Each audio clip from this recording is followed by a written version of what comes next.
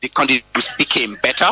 I had a mattress. No one harassed me among the officers. But what I kept telling them is that reminding my family of my unjustified detention without trial under the former regime, which caused my family trauma. I did not expect my family to go through the same thing in what we have decided to call New Gambia.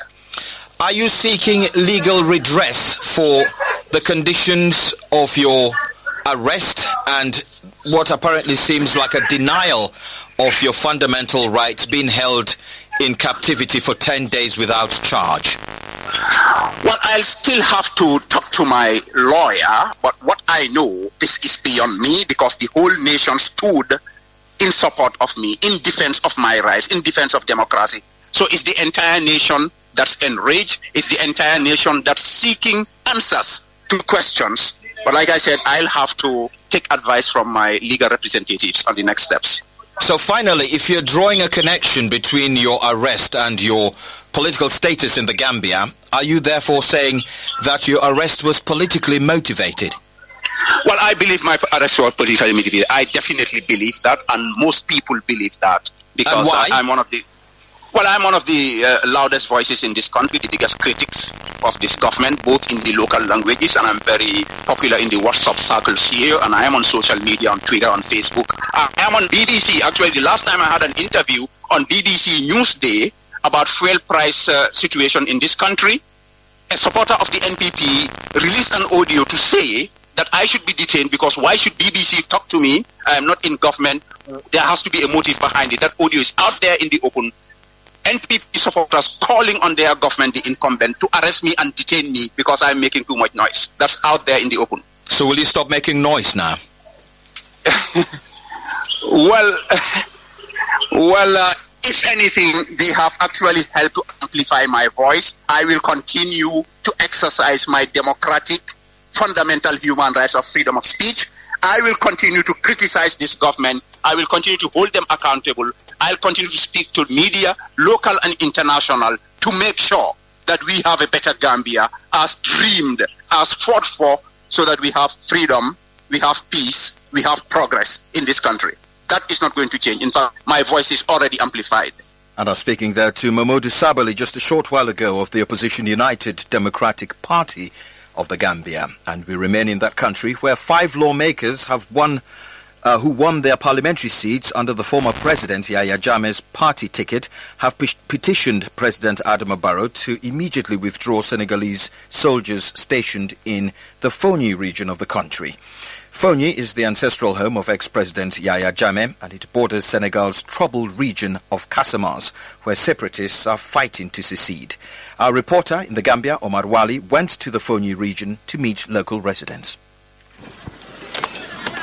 Assalamu alaikum.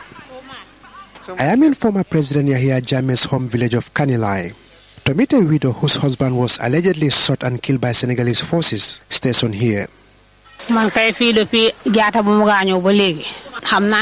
the death of my husband, the children and I are being looked after by the villagers. They assist me and my children with food, medical treatment, and my children's education.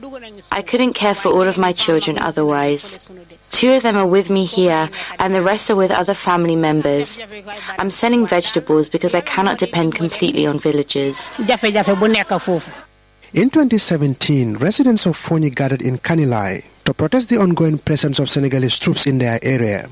But in the ensuing clashes, Rohi's husband Haruna Jatta lost his life. 8 other people sustained bullet injuries as Senegalese forces opened fire amidst the protest. To this day, Haruna's death is still unresolved. 5 years after Haruna's death, no one has been held accountable. His wife, who sells tomatoes and other vegetables at the local market, is demanding a transparent inquiry into her husband's death.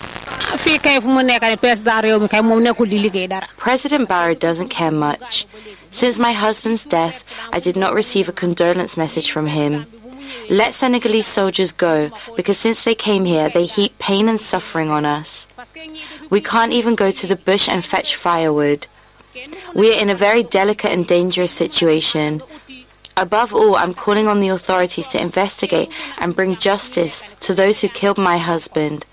That is what I'm demanding from the authorities. Some residents in Fonyi see the Senegalese military presence as an occupation.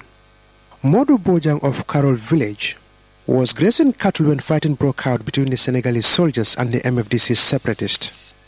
Modou, his elder brother, and the village head were arrested and detained by the Senegalese soldiers. When the fight broke, I told my wife to take the children and relocate elsewhere. When I arrived at the village, it was parked with Senegalese soldiers. I was arrested with my brother and taken to Senegal. We spent 1 week in custody. On one occasion, they poured dirty water on us. They hit and kicked us with their military boots and football. When they released us, my elder brother became paralyzed because of the beating.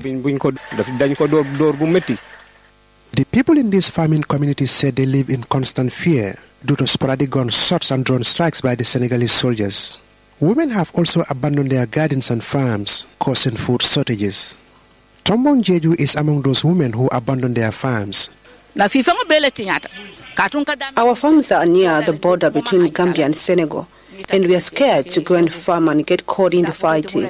The clashes between the Senegalese army and the separatists forced us to relocate with our children.